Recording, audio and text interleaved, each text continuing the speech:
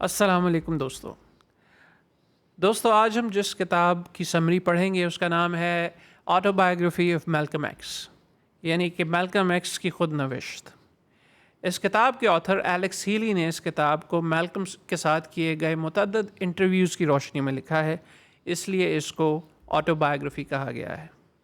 اگر آپ آتھر کے بارے میں جاننا چاہتے ہیں تو ان کی ڈیٹیل میں نے نیچے ڈسکرپشن میں دے دی ہے۔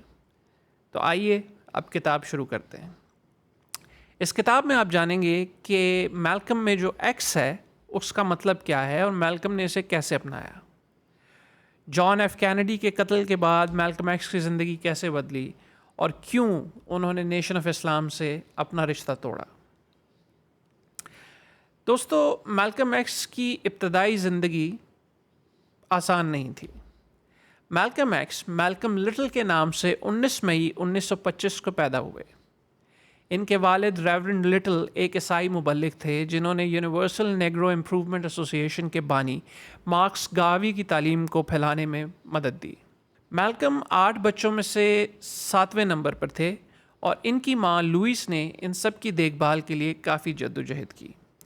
لوئس کی پیدائش ویسٹ انڈیز میں ہوئی تھی، جو ایک سفید فام آقا کے ذریعے اس کی ماں کی عصمت دری کا نتیجہ تھی۔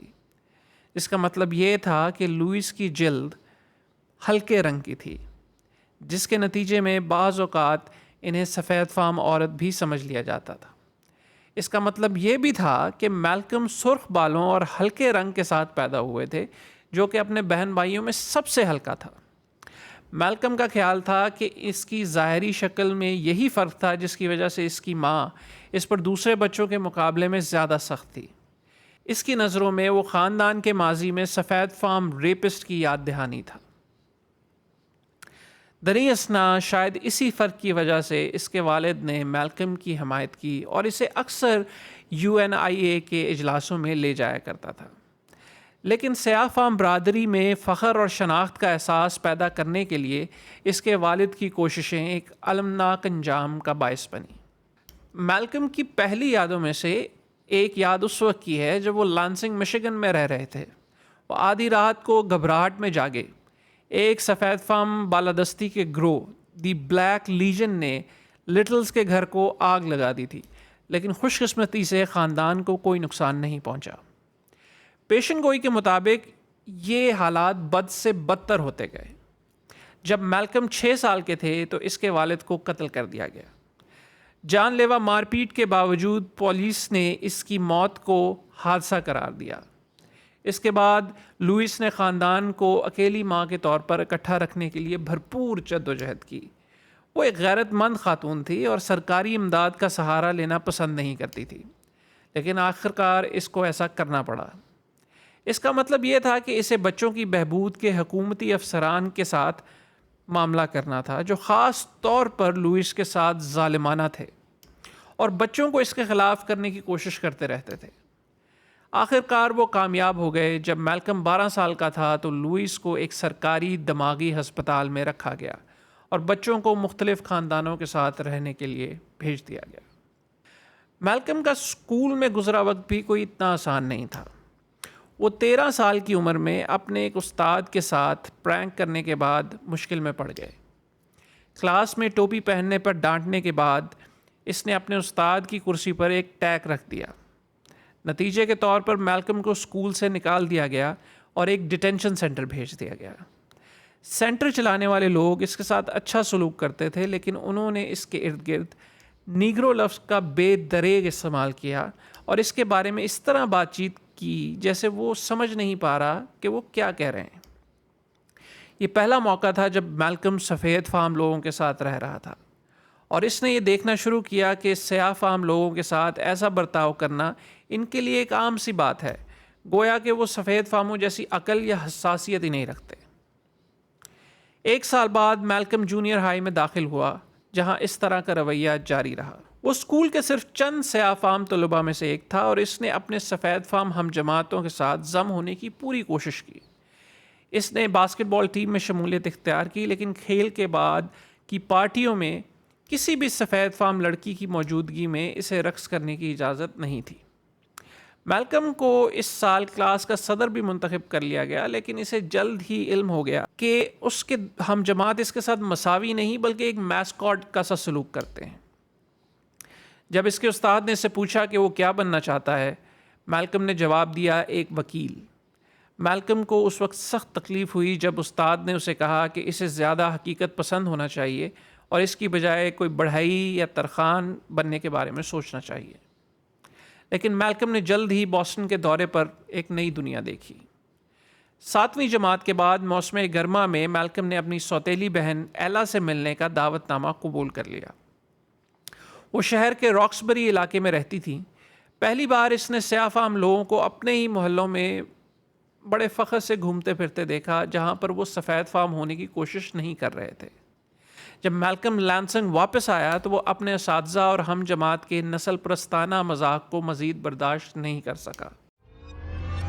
خوش قسمتی سے اس کی بہن ایلا خود کو میلکم کا قانونی سرپرست بنانے میں کامیاب ہو گئی، جس نے اسے راکسبری جانے کی اجازت دے دی۔ وہاں اس نے سڑک کی زندگی کے بارے میں یا گلیوں کی زندگی کے بارے میں تیزی سے جان لیا۔ اتفاق سے میلکم کی پہلی ملاقاتوں میں سے ایک شارٹی نامی شخص تھا جو لانسنگ مشیگن سے تھا۔ شارٹی نے میلکم کو اپنے زیر سایہ کر لیا اور اس نے اسے مشہور روزلینڈ بال روم جاز کلب میں جوتے صاف کرنے کی نوکری دلا دی۔ نوجوان میلکم نے نہ صرف ڈیوک ایلنگٹن اور کاؤنٹ باسی جیسے موسیقاروں کے جوتے چمکائے، بلکہ اس نے یہ بھی سیکھ لیا کہ کس طرح موسیقاروں اور گاہکوں کو شراب، چرس یا مقامی جنسی کارکنوں کے فون نمبر فراہم کرنے ہیں۔ ابھی وہ 18 سال کا نہیں ہوا تھا کہ اس نے متعدد نوکریاں بدلیں، حتیٰ کہ وہ ٹرینوں میں پورٹر اور مسافروں کو کھانے پینے کی اشیاء بیچنے کی مستقل نوکری کرنے لگا۔ بوسٹن سے نیو یارک شہر تک لائن پر کام کرتے ہوئے میلکم کو ہارلم جانے کا موقع ملا۔ صرف ایک رات میں اسے اس شہر سے پیار ہو گیا، خاص طور پر سیوائے نائٹ کلب سے جو روزلینڈ سے 2 گنا بڑا تھا۔ میلکم نے وہاں منتقل ہونے کا فیصلہ کر لیا اور 1942 میں اسمالز پیراڈائز، جو ہارلم کا ایک ریسٹورانٹ اور مشہور ثقافتی نشان تھا، میں ویٹر بن گیا۔ اسمالز پیراڈائز میں کام کرنے سے میلکم کو یہ جاننے کا موقع ملا کہ کس طرح بہت سے لوگوں نے ہارلم کی سڑکوں پر تیز تراری سے زندگی گزاری ہے، اور میلکم کو یہ پتہ لگا کہ کس پر بھروسہ کرنا چاہیے اور کس سے بچنا چاہیے۔ اس نے ہر قسم کی مجرمانہ سرگرمیوں، جس میں ڈکیتی، دلالی اور جوا شامل ہے، کو اندر باہر سے دیکھ لیا تھا۔ میلکم نے ایک پولیس اہلکار کو جنسی کارکن کا نمبر پیش کرنے کی غلطی کی، جس کے بعد اسمالز پیراڈائز میں اسے اپنی ملازمت سے ہاتھ دھونا پڑا۔ نوکری سے نکالے جانے کے بعد وہ سیمی دا پمپ نامی ایک دوست کی طرف راغب ہوا، جس نے مشورہ دیا کہ وہ چرس بیچ کر پیسہ کما سکتا ہے۔ روزلینڈ اور سیوائے میں اپنا وقت سے میلکم کے بہت سے موسیقاروں کے ساتھ روابط ہو گئے تھے اور وہ اس کے قابل اعتماد گاہک بھی تھے۔ اچھے دن پر 17 سالہ میلکم $50 سے $60 کمانے لگا۔ جب پولیس کو میلکم پر ہارلم میں ڈیل کرنے کا شبہ ہوا تو وہ اپنے کاروبار کو سڑک پہ لے گیا اور موسیقاروں کے ساتھ ٹور پر سفر کرنا شروع کر دیا اور انہیں سپلائی دیتا رہا۔ لیکن 1943 تک چیزیں سخت ہوتی جا رہی تھیں، حالات خراب ہوتے جا رہے تھے اور پولیس نے عارضی طور پر سیوائے کو بند کر دیا، اور پھر یہ افواہیں بھی گردش کرنے لگیں کہ ایک سیاہ فام شخص کو ایک سفید فام پولیس والے نے گولی مار دی ہے۔ تو تقریباً ایک ہنگامہ آرائی کا ماحول بن گیا اور حالات کافی خراب ہو گئے۔ اس سے جو سفید فام لوگ تھوڑی بہت رقم ہارلم میں لے کے آ رہے تھے، اسے مؤثر طریقے سے روک دیا گیا اور پولیس کی موجودگی میں بھی اضافہ ہو گیا۔ لہٰذا میلکم کو سفید فام گاہکوں کو ہارلم میں خفیہ مقامات پر لے جانے کا کام مل گیا، جہاں ان کی جنسی ضروریات کو پورا کیا جاتا تھا۔ ان تمام تجربات کے ذریعے میلکم نے دیکھا کہ ہارلم سفید فام لوگوں کے لیے گناہ کے اڈے سے زیادہ کچھ بھی نہیں تھا۔ واضح طور پر میلکم غلط راستے پہ تھا اور وہ راستہ جلد ہی اختتام ہونے والا تھا۔ 1945 تک 20 سالہ میلکم بھی اس طرح کے جال میں پھنس رہا تھا جیسے اور بہت سے ہسلرز پھنس چکے تھے۔ وہ پیسہ کمانے کے زیادہ خطرناک طریقے اختیار کر رہا تھا اور اپنے اعتماد کو بڑھانے کے لیے خود بھی منشیات کی مقدار میں اضافہ کر رہا تھا۔ حالات اس وقت خراب ہونے لگے جب جوئے کے تنازع نے اسے ہارلم سے باہر جانے پر مجبور کیا۔ میلکم پر ویسٹرن آرچی نامی شخص نے شرط ہارنے کے بعد دھوکہ دہی کا الزام لگایا۔ آرچی نے میلکم کو انعامی رقم واپس ادا کرنے کی آخری تاریخ دے دی تھی۔ وہ ہارلم چھوڑ کر بوسٹن واپس آیا اس امید پر کہ حالات ٹھنڈے ہو جائیں گے، لیکن میلکم حاصل کرتا رہا۔ بوسٹن میں اس نے شارٹی اور 2 سفید فام گرل فرینڈز کے ساتھ مل کر امیر گھرانوں کو لوٹنا شروع کر دیا۔ ان کے جرائم کا خاتمہ اس وقت ہوا جب وہ چوری شدہ گھڑی کو رہن کرنے کی کوشش میں گرفتار کر لیا گیا۔ میلکم کا یہ پہلا فوجداری جرم تھا جس کے نتیجے میں عام طور پر 2 سال کی سزا ہوتی تھی، لیکن جج خاص طور پر میلکم کی 2 سفید فام لڑکیوں کے ساتھ سازش کرنے پر ناراض تھا۔ چنانچہ فروری 1946 میں میلکم کو 10 سال کی قید سنائی گئی۔ پرانے مجرم سے بہت متاثر ہوا جس نے اسے دکھایا کہ خوش گفتاری سے اور اچھے اخلاق سے لوگوں کے دل میں گھر کیا جا سکتا ہے۔ بیمبی نے اسے جیل کی لائبریری استعمال کرنے کی ترغیب دی اور میلکم کو جلد ہی پڑھنے کا جنون ہو گیا۔ اس نے انگریزی اور لاطینی لغات سے لے کر فلسفہ اور عالمی تاریخ تک سب کچھ پڑھ ڈالا۔ میلکم پوری رات پڑھنے میں گزارتا۔ خراب روشنی کے نتیجے میں اس کی نظر کمزور ہو گئی اور اس کو چشمے استعمال کرنے کی ضرورت پڑ گئی۔ یہ وہ وقت تھا جب میلکم کے 2 بھائیوں نے اسے خط لکھا اور اسے نیشن آف اسلام کے بارے میں بتایا، ایک ایسا مذہب جو سیاہ فام آدمی کی طویل بھولی ہوئی شناخت کو دوبارہ حاصل کرنے میں مدد فراہم کر رہا تھا۔ جیل میں رہتے ہوئے میلکم نے جذباتی طور پر نیشن آف اسلام کے پیغام کو قبول کر لیا۔ اس نے زندگی میں پہلی بار نماز پڑھی اور افریقی نژاد امریکیوں کی المناک تاریخ میں زیادہ سے زیادہ دلچسپی لینا شروع کر دی۔ جیل میلکم کے قوت خطابت کو نکھارنے کے لیے اچھا تربیتی میدان ثابت ہوئی۔ وہاں رہتے ہوئے اس نے اسٹیجڈ مباحثوں میں حصہ لیا جس میں 2 لوگ کسی مسئلے پر مخالف فریقوں کی حیثیت سے بحث کرتے۔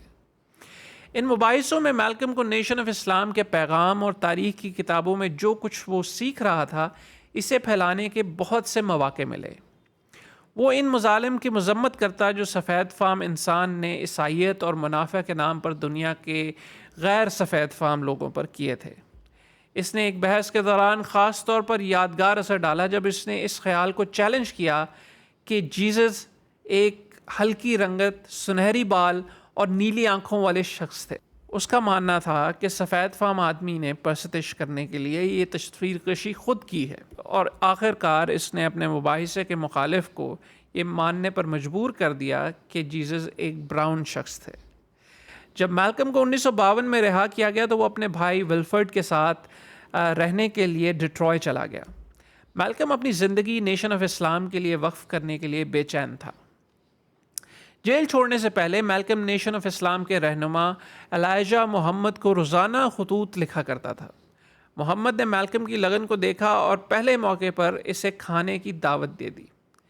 کھانے کے دوران میلکم نے آزادانہ طور پر نیشن آف اسلام کے لیے اپنی خدمات پیش کی۔ میلکم نے فوری طور پر ڈیٹروئے میں بھرتی کی مہم شروع کر دی اور آہستہ آہستہ مزید پیروکار حاصل کرنے لگا۔ ان کی کامیابی کو نیشن کے دیگر داعیوں نے نوٹ کیا اور اپنے اجتماعات میں تقریر کی دعوت دینے لگے۔ میلکم الائجہ محمد اور نیشن آف اسلام کے بانی WD فورڈ کی تعلیمات کو پرجوش طریقے سے پھیلانے میں ماہر ثابت ہوا۔ ان تعلیمات میں یہ خیال شامل تھا کہ اصل انسان سیاہ فام تھا اور یہ کہ تمام افریقی نژاد افریقی مسلمانوں کی اولاد ہیں جن کی حقیقی شناخت سفید فام لوگوں نے چھین لی ہے۔ میلکم خود کو ایک فطری کارکن اور مقرر ثابت کر چکا تھا۔ میلکم کو جلد ہی باضابطہ طور پر نیشن آف اسلام کا پادری بنا دیا گیا۔ دوسرے پادریوں کی طرح اسے ایکس کا آخری نام دیا گیا جو اس حقیقی آبائی خاندان کے نام کے لیے اپنایا گیا تھا جو ہمیشہ کے لیے کھو گیا تھا۔ میلکم ایکس نے جلد ہی ملک بھر میں نئے نیشن آف اسلام کے مراکز قائم کرنا شروع کر دیے۔ اس نے انہیں بوسٹن، فلیڈلفیا، اٹلانٹا جیسی جگہوں پر کھولا اور ان سے بہت سے شہروں میں میلکم نے عیسائی گرجا گھروں سے باہر آنے والے لوگوں کو پکڑ کر انہیں ایک ایسے عقیدے کے بارے میں متوجہ کیا جو سفید آدمی کا مذہب نہیں تھا۔ بالآخر میلکم ایکس کو نیو یارک شہر میں اپنے ہی مرکز کا پادری بنا دیا گیا۔ 9 سال کی دوری کے بعد نیو یارک شہر میں واپس آنے سے میلکم کو ویسٹرن آرچی کے ساتھ بیٹھ کر بات کرنے کا موقع ملا۔ اس نے اپنی جان بچانے پر آرچی کا شکریہ ادا کیا اور جو ماضی میں اس نے اس کی مدد کی تھی اس کے لیے وہ اس کا بہت شکر گزار ہوا۔ 1950 کی دہائی کے آخر تک نیشن آف اسلام سرخیوں کا حصہ بن چکی تھی۔ 1957 میں بردر ہنٹن نامی ایک رکن پر ہارلم میں پولیس نے اس وقت حملہ کیا جب وہ کسی اور کی لڑائی چھڑوا رہے تھے۔ بردر ہنٹن صحت یاب ہوئے اور نیشن آف اسلام نے نیو یارک شہر پر $70,000 سے زیادہ کا مقدمہ کرنے میں ان کی مدد کی۔ اس کے فوراً بعد ٹیلی ویژن اور اخبارات پولیس کی بربریت کے اس واقعے کی رپورٹنگ کر رہے تھے اور قوم کی توجہ نیشن آف اسلام کی طرف دلا رہے تھے۔ 1961 تک نیشن آف اسلام پھل پھول رہی تھی، بہت بڑی ریلیاں نکالی جا رہی تھیں، پریس میلکم کی پرجوش شخصیت کی طرف متوجہ ہو رہا تھا اور اس نے اپنے پیغام کو عام کرنے کے لیے انٹرویوز کا سہارا لینا شروع کیا۔ میلکم نیشن آف اسلام کے بارے میں تمام غلط فہمیاں دور کرنا چاہتا تھا۔ اس کے مطابق یہ تنظیم سیاہ بالادستی کے بارے میں نہیں تھی، بلکہ یہ سیاہ فام آدمی کو بااختیار بنانے اور اسے اس کی شناخت میں غیرت اور وقار کا احساس دلانے کے بارے میں تھی۔ میلکم نے بہت سے سوالات کے جواب بھی دیے کہ اس نے سفید فام شیطان کی اصطلاح کیوں استعمال کی۔ اس نے وضاحت کی کہ یہ نفرت پھیلانے کے بارے میں نہیں تھا۔ دوسرا نقطہ جو میلکم نے پریس کو بتانے کی کوشش کی وہ یہ تھا کہ وہ اپنا نہیں بلکہ ایلیجا محمد کا پیغام سکھا رہا ہے، یہاں تک کہ وہ انٹرویوز کی درخواستوں کو ٹھکرا دیتا اور لوگوں سے کہتا کہ وہ اپنے سوالات ایلیجا محمد سے کریں۔ میلکم کے لیے ایلیجا محمد نہایت قابل احترام تھا، وہ شخص جو اس کی نجات کا ذمہ دار تھا۔ جب 1963 یعنی کہ 1963 میں میلکم کو اپنے سرپرست کے بارے میں یہ خبر ملی کہ ایلیجا محمد کی 2 سیکرٹریز نے اس کے خلاف جنسی طور پر ہراساں کرنے اور بچوں کی پیٹرنٹی کا مقدمہ کیا ہے کا اسے بہت صدمہ ہوا۔ ایلیجا محمد کے ساتھ یہ اختلاف میلکم کی شہرت میں اضافے کے ساتھ مزید گہرا ہوتا گیا۔ ایلیجا اور نیشن آف اسلام کے دیگر رہنماؤں کے لیے میلکم اب ایک خطرہ بن چکا تھا۔ 1963 کے آخر میں جان ایف کینیڈی کے قتل کے بعد میلکم نے ایک بار پھر قومی سرخیاں بنائیں جب اس نے یہ بیان دیا کہ "The chickens had come home to roost"۔ اس تبصرے کے فوراً بعد نیشن آف اسلام نے میلکم پر 90 دنوں کے لیے بیان دینے پر پابندی لگا دی اور پھر تنظیم کے اندر میلکم کے جاننے والے لوگوں نے اسے اطلاع دی کہ اس کی موت کا حکم دے دیا گیا ہے۔ میلکم ایکس کو اس وقت ہر چیز کا دوبارہ سے جائزہ لینا پڑا۔ وہ شخص جس کے لیے اس نے اپنی زندگی وقف کر دی تھی، اس نے اسے مایوس کر دیا تھا اور اب اسے مارنے کے لیے بھی تیار تھا۔ جب میلکم کے اسسٹنٹ نے اسے بتایا کہ اسے اس کی کار میں بم نصب کرنے کے لیے کہا گیا ہے تو میلکم سمجھ گیا کہ حالات اب سنگین ہو چکے ہیں۔ خطرات سے بچنے اور اپنے روحانی عقائد کی تصدیق کے لیے میلکم نے مکہ کی زیارت کرنے کا فیصلہ کیا۔ میلکم اسلام کے بارے میں اپنے علم کو وسیع کرنے میں دلچسپی رکھتا تھا۔ لوگوں نے میلکم سے حقیقی اسلام کے بارے میں بات کی اور بتایا کہ یہ ایلیجا محمد کی تعلیم سے کتنا مختلف ہے، لہٰذا میلکم مقدس شہر مکہ کی زیارت کرنے کے لیے بےتاب تھا۔ یہ سفر ایک آنکھیں کھول دینے والا تجربہ تھا۔ اپنے سفر میں میلکم نے جلد ہی جان لیا کہ آرتھوڈاکس مسلم مذہب در حقیقت اس سے بہت مختلف تھا جو اسے سکھایا گیا تھا۔ جب اس نے مقدس سرزمین کی زیارت کی تو اس نے ہر رنگ کے مسلمانوں کو دیکھا۔ وہ خاص طور پر اس وقت متاثر ہوا جب اس نے نیلی آنکھوں اور سنہرے بالوں والے لوگوں کی طرف سے برادرانہ احترام اور مہمان نوازی کا سامنا کیا۔ اس کی ملاقات سعودی عرب کے شہزادہ فیصل سے ہوئی اور اسے پڑھنے کے لیے کتابیں بھی دی گئیں اور کہا گیا کہ جھوٹے نبیوں سے گمراہ نہ ہوں۔ اپنے تجربات سے متاثر ہو کر اس نے امریکی پریس کو ایک خط لکھا جس میں اس نے بھائی چارے کے اس مظاہرے پر اپنی حیرت کا اظہار کیا اور اپنے عقائد پر نظر ثانی کا عندیہ دے دیا۔ مکہ اور قاہرہ کے بعد میلکم نے بیروت، نائجیریا اور گھانا کا سفر کیا۔ اس نے کالجوں کی تقریبات میں شرکت کی اور سیاستدانوں سے بھی ملاقاتیں کی۔ اس نے ان ممالک سے حمایت حاصل کرنے کی کوشش کی اور یہ دلیل دی کہ افریقی نژاد امریکیوں کی مدد کے لیے اتنی ہی کوشش کی جانی چاہیے جتنی کہ سیاہ فام جنوبی افریقیوں کی مدد کے لیے کی گئی تھی۔ میلکم اپنی 39ویں سالگرہ کے 2 دن بعد 21 मई 1964 को न्यू यॉर्क वापस आए। इनकी आमद पर प्रेस में कई सवालात थे। मैल्कम ने तेज़ी से अपने नई नज़रिए की वजाहत की। उन्होंने वजाहत की कि वो ये समझ गए हैं कि सफ़ेद फार्म लोग मौरूसी तौर पर नस्ल परस्त नहीं हैं, लेकिन फिर भी वो ये महसूस करते हैं कि नाम नहाद ईसाई मुआशरे ने सफ़ेद फार्म लोगों की नस्लों में बरतरी का एहसास पैदा कर दिया है और इसने एक तबाहकुन मसले को जन्म दिया है। ये अमेरिका के इर्द गिर्द गेटोज़ में फूटने वाले फसादात में भी देखा जा सकता है। ये गेटोज़ नस्ल परस्ती और सफ़ेद फार्म माशरे की तरफ से बदसलूकी के नतीजे में वजूद में आई।